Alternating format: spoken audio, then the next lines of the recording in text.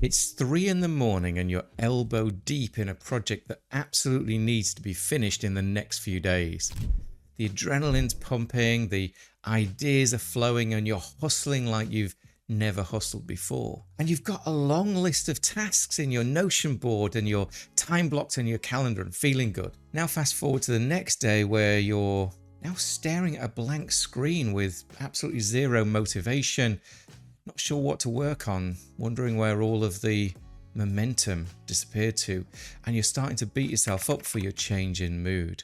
Now, productivity as an ADHD entrepreneur can feel like you're running in circles, trying every productivity hack you've heard of and still finding yourself back at square one, feeling lost and hopeless for the 1000th time. And you're not alone in this constant quest for the perfect system, only finding that the productivity hacks of the online gurus just don't seem to stick for you. But yet we continue to fall into this trap. Why is that?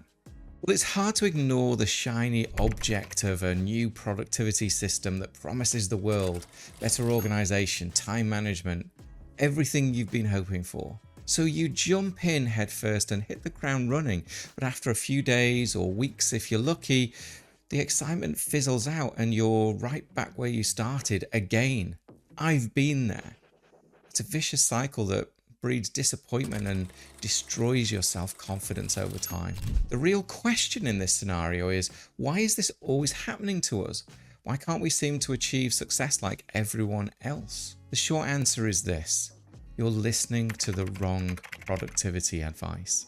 The thing that you aren't always told when you're surfing the internet for productivity hacks is that the advice you're receiving isn't really for you. Productivity gurus are usually talking to neurotypical people, even if they don't actually know it, and they don't account for our unique brains and the way they function, which by the way is pretty awesome. It's like trying to fit a square peg into a round hole. No matter how hard you try, it just doesn't work. And the truth is, it isn't really the fault of either the square peg or the round hole.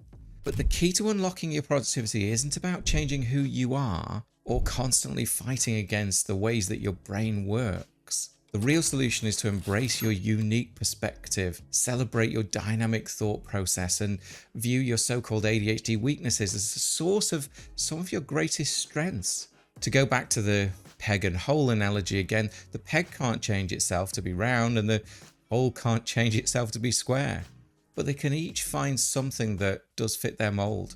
And fundamentally, the peg needs to find a circular hole. So what's the right place to start looking? Well, it starts with you. We need to start peeling back the layers of shoulds and shouldn'ts, understanding your executive function challenges, and craft a productivity approach that's as unique as you are. You can start doing this with the workbook that I've linked down below. But you do need to completely transform your relationship with yourself and your business, which might sound kind of scary. At this point, you might also see me as a bit of a hypocrite saying to yourself, Phil, aren't you just offering the same miracle solution that I've tried a million times before? Well, this video isn't about offering you another one-size-fits-all solution. I want to offer you a new way of thinking about productivity, a way that respects, celebrates, and leverages the tools that your ADHD mind gives you. I want you to find strategies that work for the way that you live, because you aren't the problem. Hey, I'm Phil Drinkwater, a coach and entrepreneur and someone who's proudly lived with ADHD, although late diagnosed like many of you. Over the past year and a half, I've been deep in the trenches of the world of ADHD entrepreneurs, not just as a guide, but as a fellow traveler too. My journey as an ADHD entrepreneur isn't just professional, it's deeply personal. I've been in the thick of it, experimenting, experiencing, and evolving alongside my clients and within my own victories and failures. I didn't have immediate success or a straight path that I can give you the formula for, but what I can tell you is that I became a coach for entrepreneurs because I noticed a big gap in how we understand productivity and success in the business world. And yes, I said we because I'm right there with you. I felt the frustration, the canned advice that doesn't stick, the ups and downs of enthusiasm and disappointment with new strategies, and the fear of failure, all the while thinking that the problem was really me. What I had to discover was that our ADHD brains aren't broken, they are just wired differently. And that difference isn't just a challenge to overcome, it's a goldmine of untapped potential. My intention for these videos aren't just to drop knowledge onto you hoping that it might stick. I want to encourage you to truly explore yourself, to discover what clicks and find where your potential really lies, and help you harness it for true growth and success. I want to break past the surface level of quick fixes and get all the way down to the roots so you can experience true transformation, because that's what worked for me. Now, I invite you to reimagine productivity and let go of the toxic advice you've been receiving in the past using 4 main steps, which lead to creating a productivity model that celebrates your uniqueness, leverages your strengths, and acknowledges your challenges. So let's get into it. What's the first step you have to take to let go of these old ways of productivity and invent a new one for yourself? Well, that would be to realize who you are outside of what the world thinks you are. We can't get anywhere without self-awareness, so we have to approach ourselves by seeing through clearer lenses. Up until now, you've been trying to navigate a world that doesn't quite get you. This is the reason why productivity advice hasn't really worked for you in the past. It just ends up making you feel misunderstood, which is why I call it toxic, because it makes you question and doubt yourself as time goes on, and in some cases causes you to give up altogether. So it's about time we challenge the traditional narrative that paints our neurodiversity as nothing more than an obstacle. You need to get intimate, and here comes some discomfort, with how your ADHD influences your work habits, decision making, and creative processes. Think of this step as the overall vision of who you are, the victories and the struggles. This isn't just about pointing out all of your challenges, but also about recognizing the hidden strengths that others might not see at first. Maybe you struggle with conventional time management or long-term planning, but on the other hand, you have this amazing ability to think outside the box and to hyper-focus on your passions and to generate new ideas at the drop of a hat. However, you'd never be able to see this if you didn't take the time to truly examine yourself and how you work best. Some of this might not seem immediately obvious to you as well, because if you've lived in a yellow room all of your life, what's it like to be in a blue room? Hard to see through other people's perspectives. But when we start to understand you more, that's where true growth will come.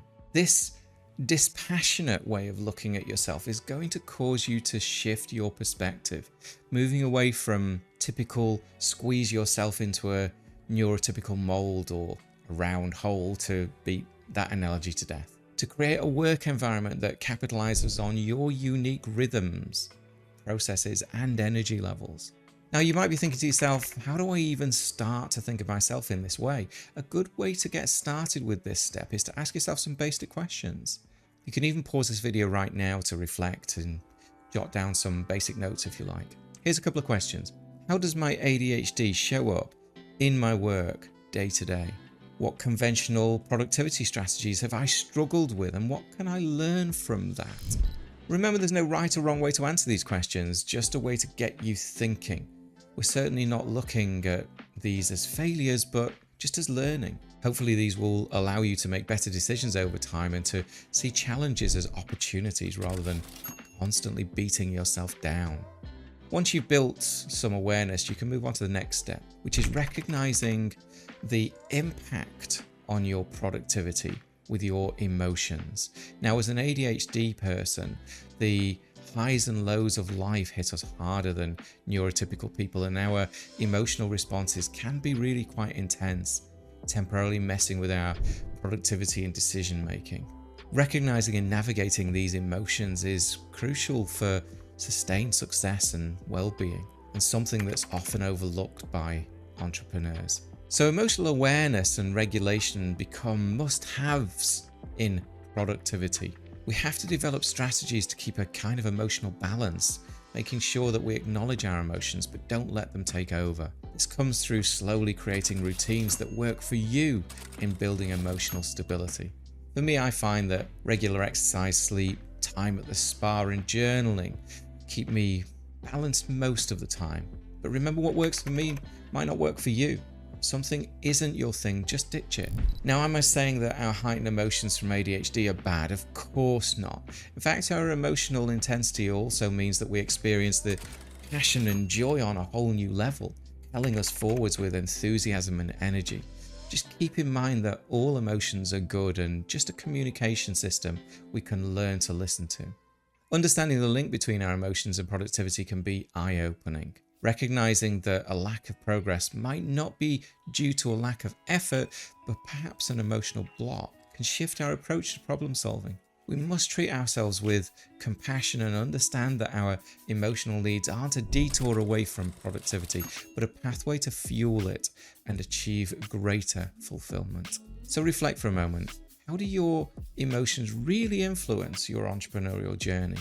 And what practices can you integrate into your routine to better handle and balance the intense emotions you're experiencing? The third step in transforming everything you know about productivity is to understand this statement. Productivity is not an equation that is equal to the hours worked in a day or the number of ticks on a to-do list.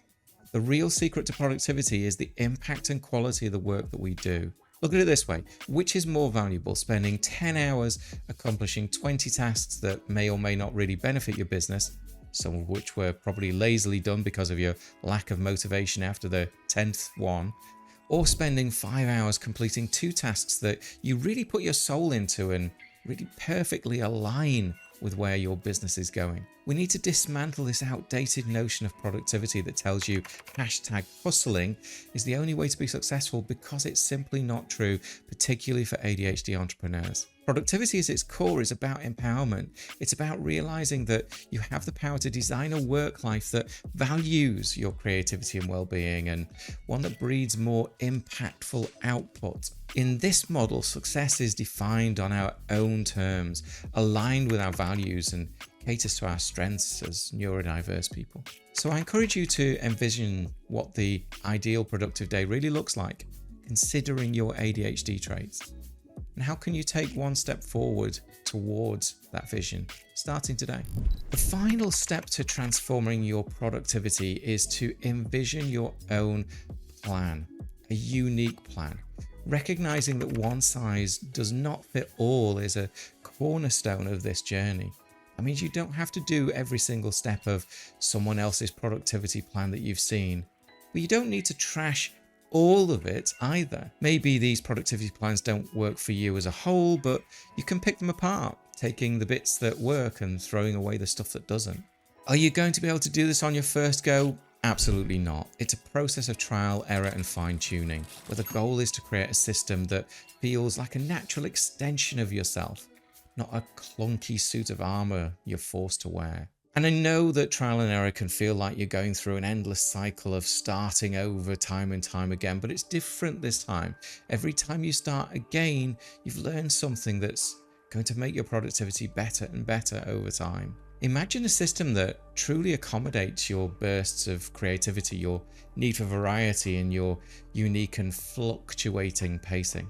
That's certainly where I am today. A system where you don't have to fight your natural tendencies but flow with them, harnessing your hyper-focus when it strikes and allowing for flexibility when your mind craves change or space or time away. And the difference between me and everything else out there is I don't think you're going to get it overnight. This type of plan is going to take time, but it will last a lifetime. So how do you start crafting your personalized productivity strategy? Well, it all starts with simple observation. Start by observing your work habits and noting what naturally boosts your productivity and what throws a wrench into it. Take note of your energy levels throughout the day. When is your energy highest and when is it lowest? And what things really contributed to this? Once you have this kind of knowledge, you can start experimenting with different techniques and tools that seem promising to you. As you try them, pay attention to how each of them impact you and your work and evaluate their effectiveness. And the most important thing, know that it's okay if it doesn't work for you. You've learned something. Don't fall into the trap of thinking you're wrong or broken. So for a final time, pause and reflect. What's one tweak you could make to your productivity approach that would align better with your ADHD traits? Try to look at it in terms of a big picture, asking yourself, can this small change impact my overall productivity and satisfaction with my work life? I know I'm making this maybe sound easy, like after a week I'll have it all figured out, but I really do want to make it clear that that's not what I'm offering here. I'll always be an advocate for a slower, more incremental approach instead of giving you an overnight fix that lasts a couple of weeks. This is because I truly want you to be successful in your work. So accept that this will take time, and that's okay. So let's do a quick recap of what we've hopefully learned so far. You've built an understanding that the unique wiring of our ADHD brains means recognizing that the standard productivity advice and hacks might not always work for you. You've begun to understand the impact that your emotions have on your productivity, both good and bad. You've understood that productivity isn't tied to hours worked or hustling, as the gurus often say. And you recognize that true productivity values creativity, adaptability, and well-being, where you can define success on your own terms and create environments that truly support you. Finally, you've begun to see a model of personalized productivity strategies that resonate with your individual needs rather than trying to fit into a one-size-fits-all box. And you also might be starting to think about the awareness to help with that path. I'd invite you to take these insights and put them into action, and to start small. And remember, this isn't a journey about perfection, but about progress. And it's not about conforming, but embracing who you truly are. If you found this video helpful, I'd love to hear your thoughts. What resonated most with you, and what are you going to implement or explore further? Drop your questions and thoughts in the comments below. And if you're looking for more content that challenges the conventional wisdom and supports your unique ADHD entrepreneurial brain, consider hitting that subscribe button and joining our community. And thanks for watching today, and for your curiosity and your willingness to explore a different path. I'll catch you in the next video.